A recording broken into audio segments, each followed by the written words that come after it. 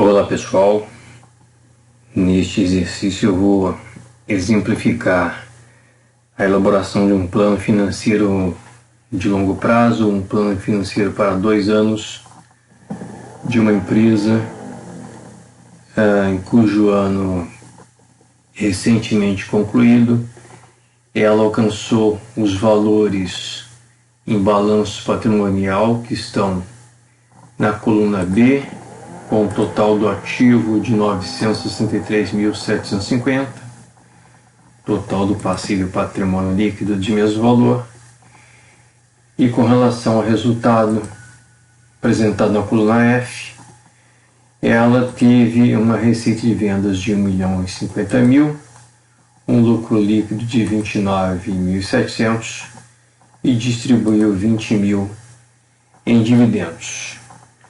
E para o plano dos próximos 2 anos, temos as seguintes projeções.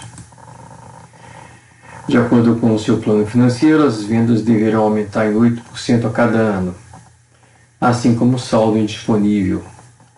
A empresa repetirá nos próximos 2 anos a margem bruta e a margem EBITDA alcançadas no ano realizado. A empresa também repetirá os giros de estoque, de recebimento e de pagamento. Os valores em imobilizado e intangível também deverão crescer em 8% ao ano. As despesas anuais de depreciação e amortização deverão corresponder a 4% dos respectivos valores de imobilizado e intangível.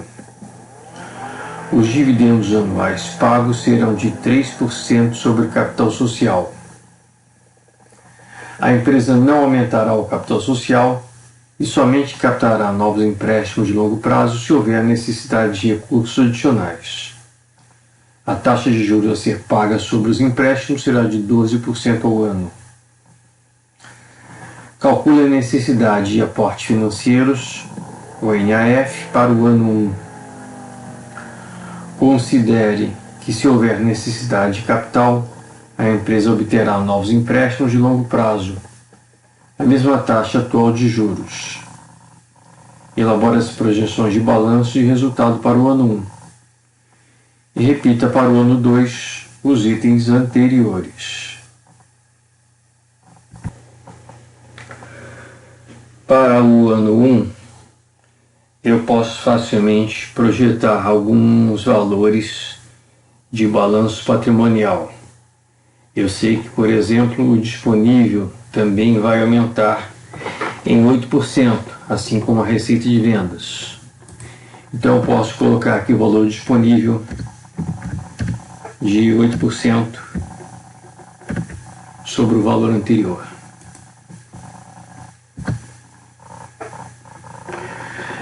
O ativo não circulante, o imobilizado, também vai aumentar em 8%, assim como o intangível. Então vou aproveitar aqui a mesma fórmula para fazer as projeções de imobilizado e de intangível. As contas duplicadas a receber e estoques vão depender do comportamento dos seus índices de giro. As contas ou o valor acumulado de depreciação e amortização vai corresponder, de acordo com o enunciado, a 4% do imobilizado e do intangível. Então eu posso dizer que a despesa de depreciação e amortização no ano 1 vai ser de 4% sobre 324.000 mais 162.000. E essa despesa vai aumentar o valor acumulado de DIA, que está em 50.000. Então essa despesa de depreciação e amortização eu vou lançar aqui na projeção de resultado, sendo de 4% sobre o somatório de 324.000 com 162.000.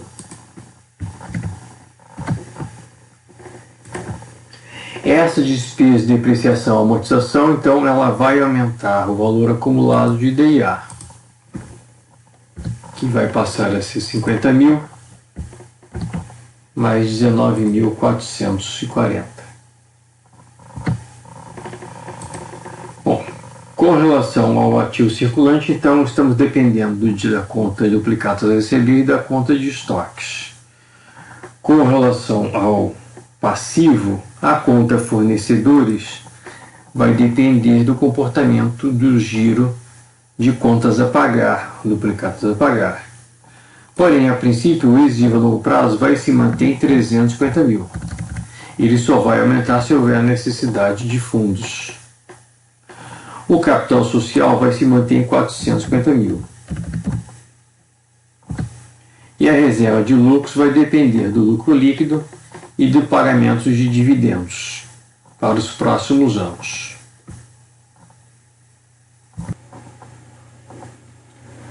Agora precisaríamos avançar nas projeções de resultado do ano 1. A receita líquida de vendas vai aumentar em 8%.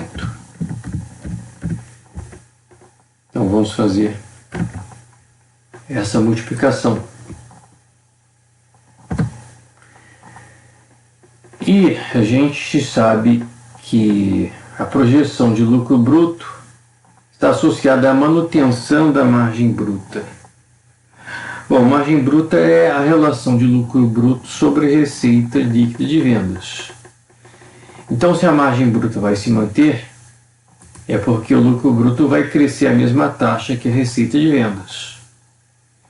Então, eu posso dizer que o lucro bruto vai aumentar também em 8%.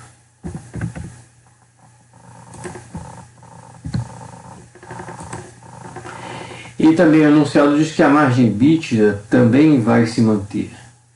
E a margem EBITDA é a EBITDA dividido por receita de vendas. Então, se a margem EBITDA vai se manter, eu posso dizer que o EBITDA vai crescer proporcionalmente às vendas.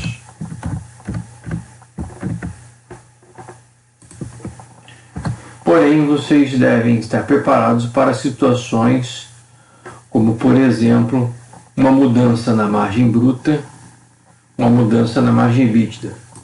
Se, por exemplo, a margem bruta diminuir, o lucro bruto cresce menos do que as vendas, e assim por diante. Bom, temos agora a receita líquida de vendas e o lucro bruto. Podemos calcular por diferença o custo das mercadorias vendidas. Vai ser a receita líquida de vendas menos o lucro bruto.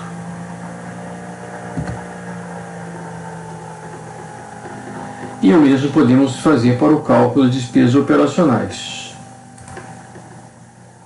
Se o lucro bruto já foi calculado e o EBITDA também, eu posso dizer que as despesas operacionais correspondem ao lucro bruto menos o EBITDA. E podemos calcular o lucro operacional para o ano 1, que vai ser o EBITDA menos as despesas de depreciação e amortização. As despesas financeiras serão de 12% sobre a dívida de longo prazo, o exigível a longo prazo, que por enquanto está projetado em 350 mil. O lucro antes do imposto de renda vai ser o lucro operacional menos as despesas financeiras. E o imposto de renda vai ser calculado a 34%.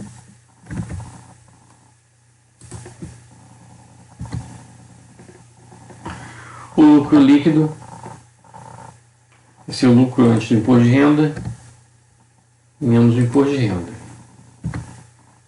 Fechamos assim a projeção do lucro líquido para o ano 1. Vamos registrar aqui também o pagamento de dividendos, que vai ser de 3% sobre o capital social, que vai se manter em 450 mil. Então temos a projeção de resultado concluída, pelo menos parcialmente concluída. Na próxima etapa, nós podemos fazer as projeções das contas circulantes de clientes, estoques e contas a pagar. Bom, de acordo com as projeções, a empresa vai manter o giro de duplicatas a receber. O giro de duplicatas a receber é a relação entre receita de vendas e duplicatas a receber. Então, isso significa que a conta duplicatas a receber vai crescer proporcionalmente à receita de vendas.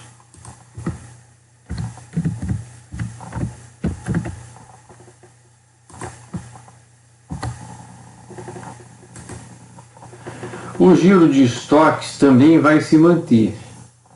E o giro de estoques é a relação entre custo das mercadorias vendidas e estoques. Bom, então nós vamos ter que a conta estoques vai crescer proporcionalmente ao custo das mercadorias vendidas. E nós podemos ver que se a margem bruta se manteve, é porque o lucro bruto cresceu também a 8%, assim como a receita de vendas. Isso significa que o custo das mercadorias vendidas também cresceu em 8%. Então eu posso projetar que a conta estoques também crescerá em 8%.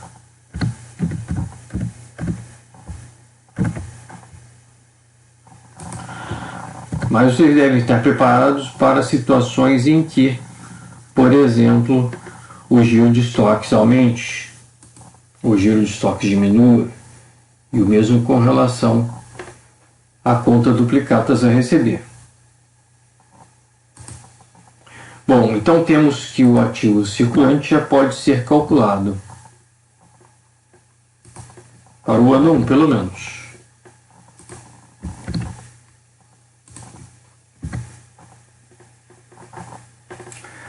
O ativo não circulante,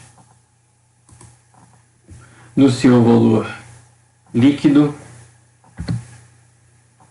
imobilizado, mais intangível, menos valor acumulado de DIA. O total do ativo, ativo circulante, mais ativo não circulante, seu valor líquido. E a conta fornecedores, a conta do passivo circulante fornecedores. O enunciado também dizia que o giro de contas a pagar se manteria. Bom, giro de contas a pagar é a relação entre CMV e contas a pagar. Isso significa que contas a pagar ao fornecedores vai crescer proporcionalmente ao CMV. E já vimos que o CMV tem um crescimento previsto de 8%, dada a manutenção da margem bruta. Então nós podemos considerar um aumento de 8% para fornecedores.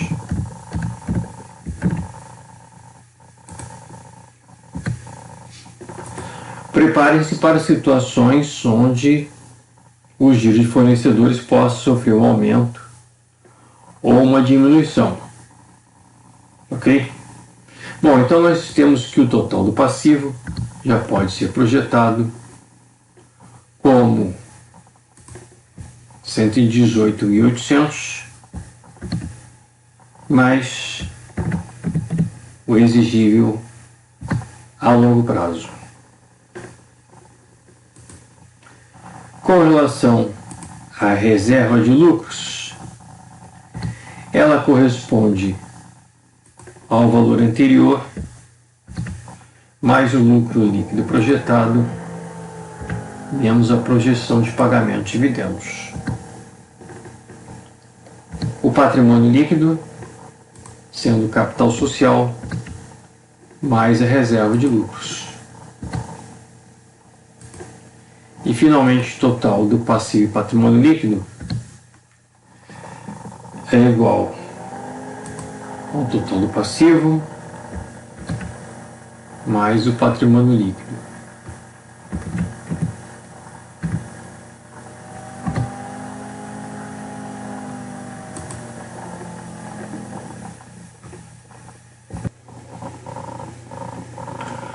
Observem que, de acordo com as projeções para o ano 1, o total do ativo está sendo superior ao total do passivo e patrimônio líquido.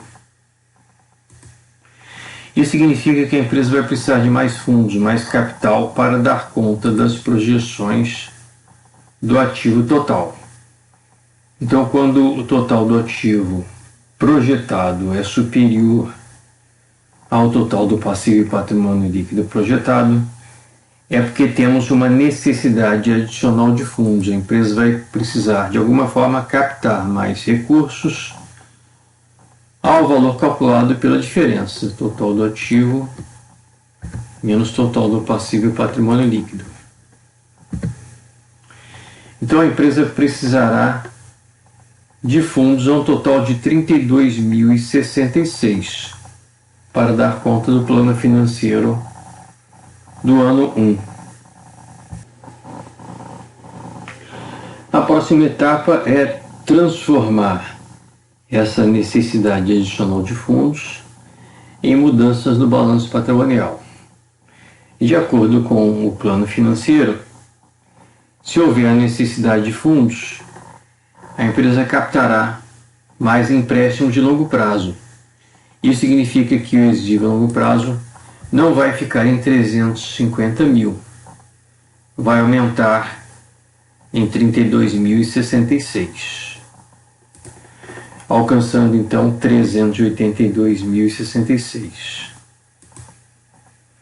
Porém, qualquer aumento, qualquer mudança do nível de dívida acarreta uma mudança nas despesas financeiras, que estão previstas como sendo de 12% sobre a dívida de longo prazo.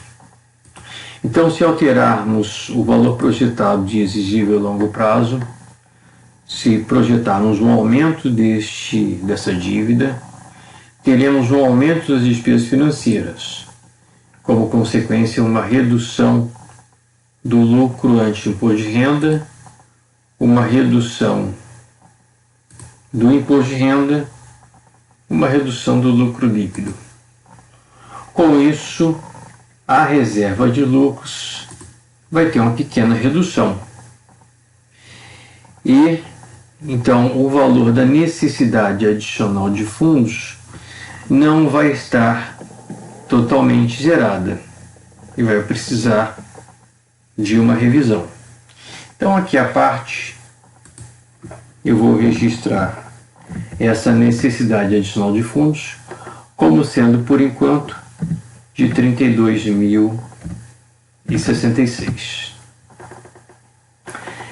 E agora eu vou considerar que o exigível a longo prazo vai aumentar para 350 mil mais 32.066. Observem que o lucro líquido sofre uma queda para 31.754. A reserva de lucros diminui o valor previsto para 72.004. E agora nós temos ainda a necessidade de um pouco mais de capital. A diferença entre o total do ativo e o total do passivo e patrimônio líquido já diminuiu bastante para 2.540, considerando-se a captação de 32.066. Então eu posso considerar que a minha necessidade adicional de fundos não vai ser apenas de 32.066, vai ser de 32.066 mais 2.540.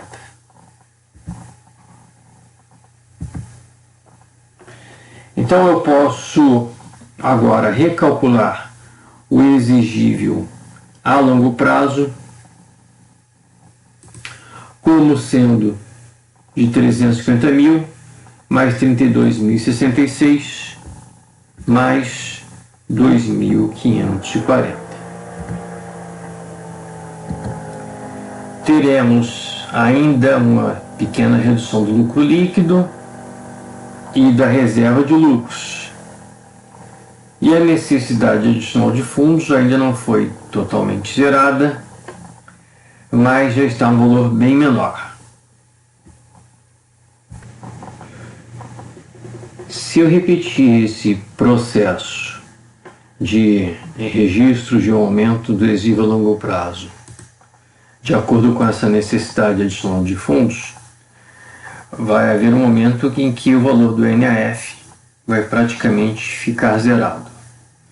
Mas eu posso também considerar que eu já tenho uma boa aproximação do valor previsto de exigível a longo prazo. Então eu vou fazer o seguinte: eu vou manter aqui o valor das despesas financeiras em 46.153. Vou tirar essa fórmula e vou colocar um valor fixo, 46.153.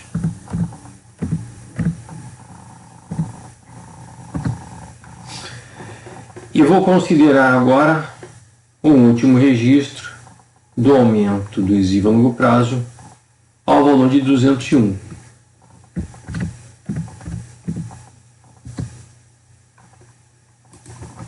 Com isso, temos o nosso balanço projetado para o ano 1 concluído. Ok?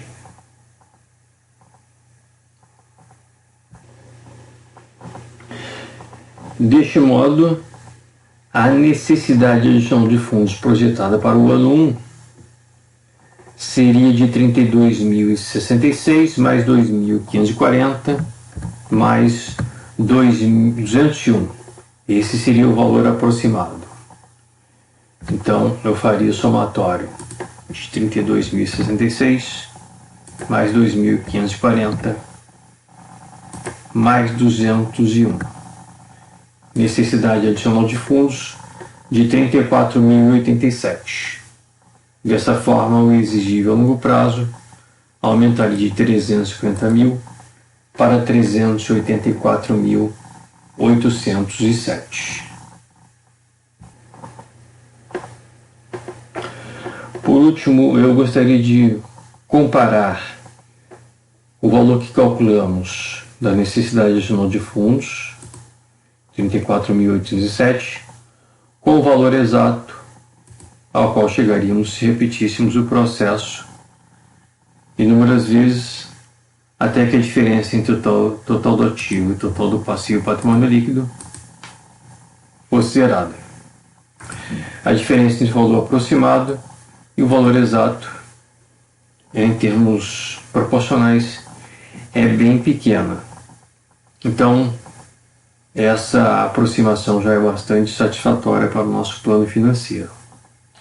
A próxima etapa seria a repetição dessas projeções, partindo-se do ano 1 para se chegar aos valores do ano 2. Isso eu deixarei por conta de vocês. Ok? Um abraço.